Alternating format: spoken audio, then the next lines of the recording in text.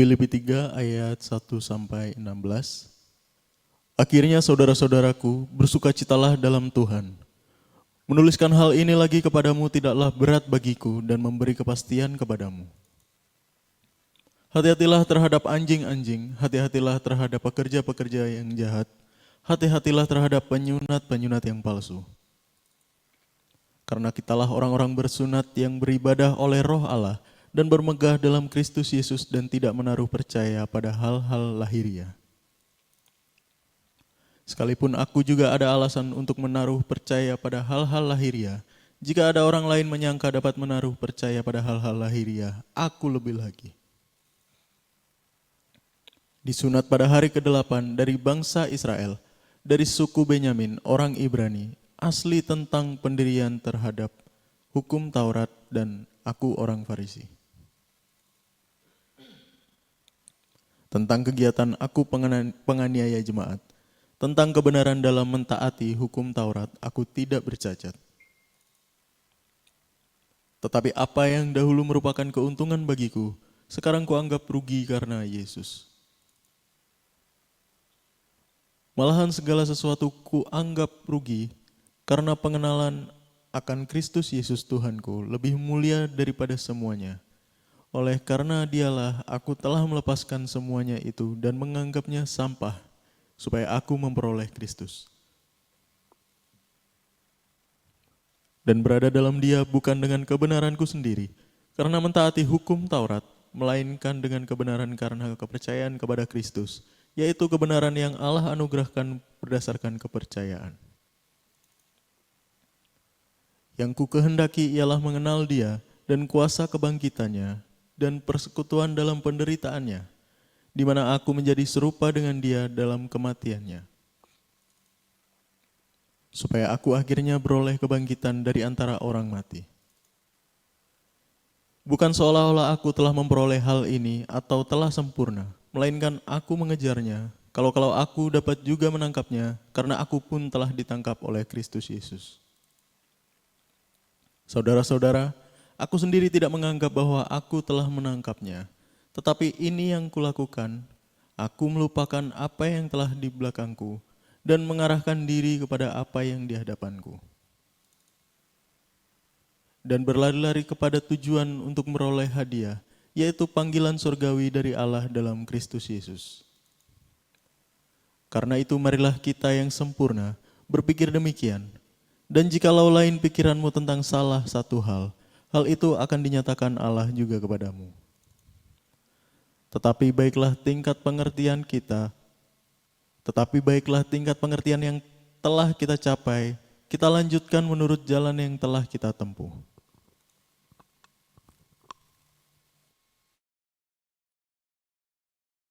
Hai, shalom teman-teman semua. Apa kabarnya? Bagaimana perjalanan kerohanian kita sepanjang hari ini ya? Puji Tuhan, pada kesempatan kali ini diberi tema yang berbeda. Saya terus merenungkan sebenarnya apa sih yang mau disampaikan gitu. Saya dapat mengenai kehidupan adalah seperti dua sisi mata uang. Ada dua gambar di sana. Kalau kita mau tarik lebih jauh adalah ada sisi baik, ada sisi buruk dari seseorang. Dan itu tidak bisa dipisahkan dari kehidupan kita. Itu akan selalu berjalan berdampingan. Siapa sih yang nggak punya masa lalu? Siapa sih yang nggak punya yang namanya hal negatif di dalam dirinya? Mungkin bisa di chat ya, tunjuk jari ya kan, oh saya tidak punya kekurangan gitu, yang ada dalam diri saya itu hanya kelebihan ya. Jadi saya dapat satu pernyataan itu sebenarnya. Terus setelah dibaca segala macam, terus kemarin sempat ngobrol-ngobrol dengan teman-teman, itu kenapa mengarahnya ini ke Filipi 3 ini gitu loh, perjalanan kehidupan dari seorang tokoh yaitu Paulus. Kalau kita tahu bahwa Paulus itu latar belakang kehidupannya dulu itu seperti apa ya kan, sampai akhirnya dibawa di titik sekarang gitu, yang diceritakan di Alkitab ini gitu. Wih, luar biasa ya perjalanannya gitu. Tapi apakah kita membaca Alkitab ini hanya sebagai tulisan seperti komik atau memang loh ini tuh pernah terjadi gitu loh di kehidupan sebelum kita gitu. Ini tuh real, cerita nyata. Kalau hari-hari ini banyak sekali, saya kan ngikutin anak saya nih. Anak saya ini kebetulan tiga-tiganya itu senang film horor, teman-teman. Jadi kalau ada film horor muncul yang sedang beredar, ya kan, di bioskop, itu selalu ngajak, ayo Mi nonton horor, ayo Mi nonton horor gitu kan. Selalu hari-hari ini kalau ngikutin anak-anak nonton itu yang diangkat adalah kisah-kisah nyata, teman-teman. Jadi cerita mistisnya ini diangkat dari kisah nyata, berarti real itu ada. Nah, bagaimana dengan Alkitab? Posisi Alkitab di dalam diri kita, di dalam hati kita itu seperti apa sih? Itu saja poin pertama yang mau saya tanyakan ke teman-teman yang pada malam hari ini mendengarkan. Alkitab ini memang kita membacanya sebagai sebuah perintah tanpa kita tahu artinya, tanpa kita tahu maknanya, ya oke itu enggak apa-apa, tetap aja kita baca itu. Saya pun gitu kalau baca ya apa sih ini, apalagi kalau sudah kena bilangan ya kan. Wah, banyak nama-nama yang harus selalu dibaca ya kita pun enggak tahu artinya. Padahal kalau kita mau ngikutin, kita mau menyelami lebih dalam mengenai Bible study, mengenai Alkitab, kita itu akan tahu kenapa hal ini itu tertulis gitu. Itu semua ada unsurnya, itu semua ada hal-hal yang perlu diperhatikan di sana, ada keterkaitan gitu. Jadi ketika membaca, ambil contoh ketika membaca Filipi 3 ini gitu. Saya kemarin baca-baca ini tuh siapa yang membuatnya Paulus, Paulus itu siapa, Paulus itu menulis ini saat dia itu ada di penjara ya kan. Jadi banyak hal yang dibukakan, banyak hal yang mau ndak mau akhirnya saya pun masih membuka itu gitu loh, sejarah itu. Sejarah itu loh ada. Begitu juga dengan kehidupan kita. Kita punya sejarah dalam kehidupan kita masing-masing. Sejarah yang kita tulis dulu. Sejarah yang kita tulis. Apa yang terjadi dengan kita sekarang adalah hasil dari keputusan kita di masa lalu. Jadi ada yang perlu disesali enggak? Mungkin 1-2 hal kita akan menyesali. Kenapa ya aku enggak buat ini gitu. Sama ketika sedikit berbagi beberapa saat ini kalau yang ngikutin kemarin-kemarin ya kan yang saya bahas, oh dapat kerjaan nih gitu. Wah, harus berhubungan dengan tukang nih. Dan di titik terakhir saya memberikan kesempatan kepada tukang ini untuk bekerja. Padahal di awal itu sudah jelek sebenarnya gitu loh. Posisinya tukang ini tuh sudah jelek. Cuman saya berusaha, oh dia masih ada niat baik, dia masih ada ini dan hal di dalamnya lah. Akhirnya tetap saya pakai. Dan pada akhirnya ditinggalkan sama tukang ini. Tidak ada tanggung jawab sama sekali. Dan menyesal enggak? Ya secara manusia saya menyesal. Ngerti gitu ya. Udah tak kasih kesempatan sudah yang kapan lalu di-cut langsung di-cut aja gitu. Tapi bisa kembali enggak? Enggak bisa. Kau mau menyesali seperti apapun itu tidak akan kembali. Yang bisa kita kerjakan adalah ya berjalanlah ke depan. Yang lalu biarlah berlalu. Ini kalau kita tadi sudah dibacakan oleh Pak Ferdi ya kan. Itu diceritakan bagaimana Paulus menggambarkan ya yang sudah di masa lalu ya biarkan itu masa lalu gitu. Nah, yang penting sekarang bagaimana kita fokus untuk menyambut yang ada di depan kita. Nah, terus apa nih kaitannya dengan dua sisi mata uang nih? Tuh kaitannya banyak sekali gitu loh. Kalau kita lihat dari Paulus bagaimana Tuhan membalikkan kehidupan Paulus yang dulu dia menjadi pembunuh jemaat Kristus, dan sekarang dia menjadi pengikut Kristus. Bahkan dia mengajar tentang Kristus. Bagaimana seseorang yang mau dibilang kalau kita hanya menganggap Alkitab sebagai tontonan, sebagai bacaan seperti komik, yang kita tidak bisa menangkap bahwa loh ini tuh kisah nyata loh, Paulus itu pembunuh. Paulus itu ngejar orang-orang yang mengikut Tuhan itu dibunuh sama dia. Loh itu kisah nyata, jahat enggak, kejam enggak? Kejam. Kalau hal itu terjadi di dunia kita yang nyata saat ini, sekarang ini, berhadapan dengan seorang pembunuh, takut enggak? Takutlah, ngerilah.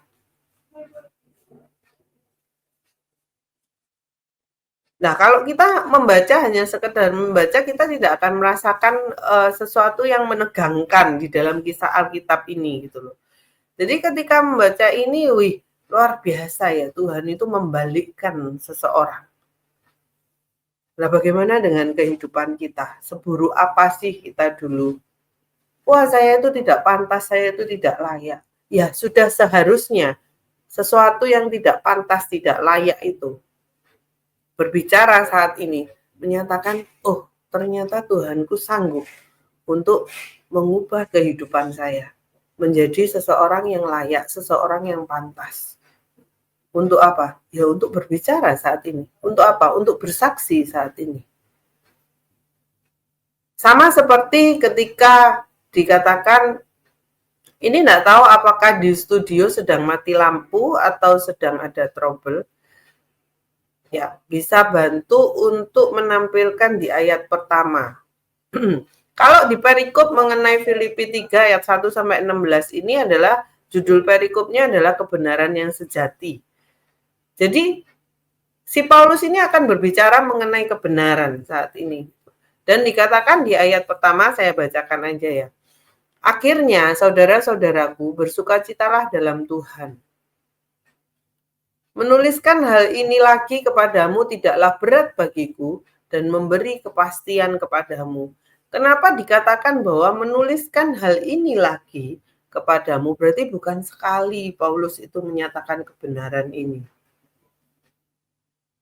Entah keberapa kalinya. Kalau kita mau tahu, kita harus membaca di pasal pertama, pasal kedua. Atau dalam perjalanan kehidupan Paulus.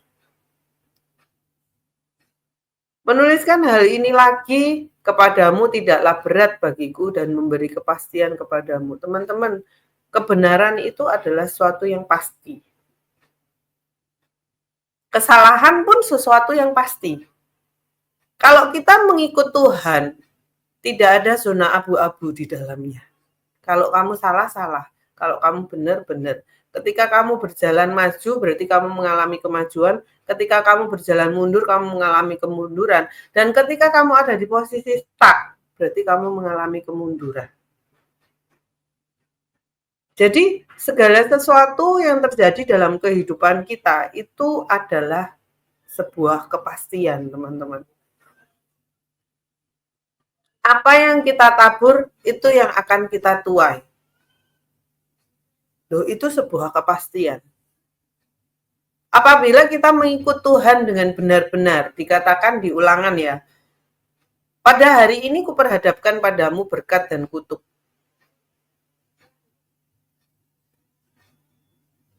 Jadi pilihlah apa? Mau berkat atau mau kutuk? Ya, di studio sedang mati lampu, jadi saya lanjut aja ya.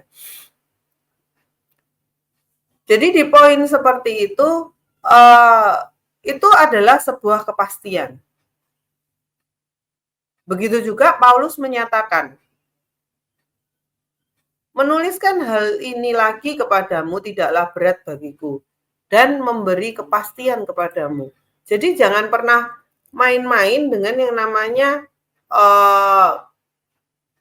ikut Tuhan itu berarti nyantai aja. Tidak ada yang pasti. Sedangkan dinyatakan keselamatan itu pasti diberikan gratis kepada kita. Tetapi bagaimana kita mempertahankan, memperjuangkan keselamatan itu ada di tangan kita semua loh.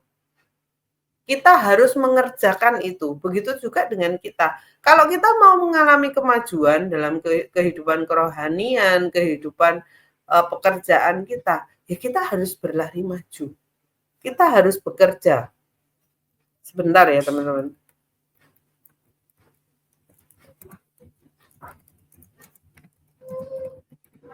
Nah, jadi ketika Paulus mengatakan kebenaran itu adalah sebuah kepastian, yang justru ketika dia menyatakan itu justru memberikan kepastian kepada kalian-kalian semua nih yang membaca saat ini. Kebenaran itu sangat mudah dikabarkan ketika kita memang berjalan dalam kebenaran itu. Kebenaran itu akan menjadi sulit bagi kita. Bukan sulit untuk memberitakannya, teman-teman. Karena mudah untuk kita itu menyatakan apapun lewat mulut kita. Kan ada tertulis juga ya, hati-hati dengan lidahmu. Jahatnya lidah itu seperti apa, itu tertulis dalam Alkitab. Ya, itulah dalam kehidupan kita saat ini. Kebenaran itu mudah untuk dikabarkan. Sangat mudah untuk dikabarkan. Tetapi akan menjadi sulit bagi pembicaranya ini, yang mengabarkan ini, kalau tidak melakukannya. Yang dikatakan bahwa kelakuan kita itu berbicara lebih keras daripada berita Injil kita. Apa yang kita kerjakan itu berbicara lebih keras, teman-teman.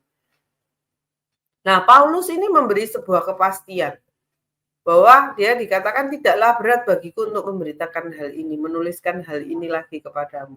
Karena apa? Paulus ada dalam kebenaran itu. Bagaimana dengan kehidupan teman-teman dan saya pada malam hari ini? Sudah ada belum sih kebenaran itu dalam kehidupan kita?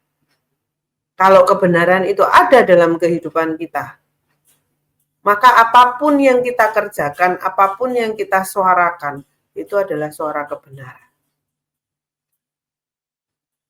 Jadi tidak perlu takut dengan itu semua. Ketika kita berjalan di jalan yang benar, maka kita akan berdiri. Menyatakan bahwa, loh, yang benar ini. Aku berjalan ini sesuai sudah apa yang disuruh, apa yang diperintahkan. Jadi tidak ada keraguan di dalamnya.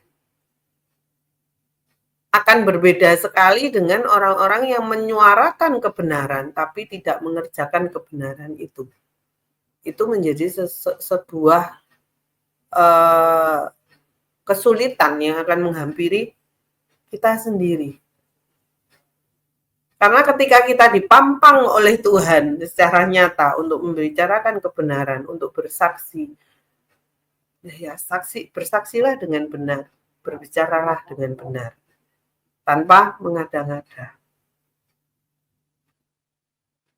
Karena apa? Kesaksian tidak untuk membicarakan segala sesuatu yang baik-baik saja, teman-teman.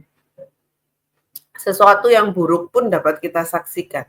Karena apa? Kita yang seperti kemarin-kemarin saya katakan, kita adalah guru. Bagi apa? Bagi orang lain. Lewat apa? Lewat kehidupan kita. Baik buruknya kehidupan kita itu menjadi guru bagi orang lain. Menjadi buku untuk dibaca oleh orang lain. Itu saja teman-teman pada kesempatan malam hari ini yang mau saya bagikan. Yuk kita sadari ketika kita ada dalam posisi benar, maka kita mau mengerjakan apapun, mempermudah jalan kita itu ke depan. Karena apa? Apa yang kita ucapkan sama dengan apa yang kita kerjakan. Thank you teman-teman. Tuhan Yesus memberkati. Shalom.